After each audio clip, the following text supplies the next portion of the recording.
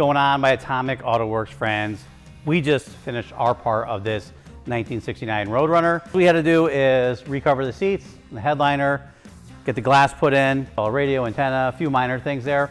I'm not sure who actually did the restoration on this job. I do believe it's actually going to be for sale up at Superfly Motorsports in Thompson, Connecticut. So if someone's interested in this thing, hit them up. It's a really cool car. It's yellow. You can't miss this thing. I will say it was a little bit of a challenge for us just because we had to do a custom seat pattern on it. We wanted to keep it similar to what was in there. The front and rear seats actually aren't out of the original vehicle because they're almost impossible to get. The seats that were in there are from a later year, probably a Charger, and the rear seats were actually out of a different vehicle that were modified to fit in here. So we had to custom cut and pattern and adjust the foam and do all that to make them look good, and they look great, and it's a very cool car. Hope you like it. Check it out.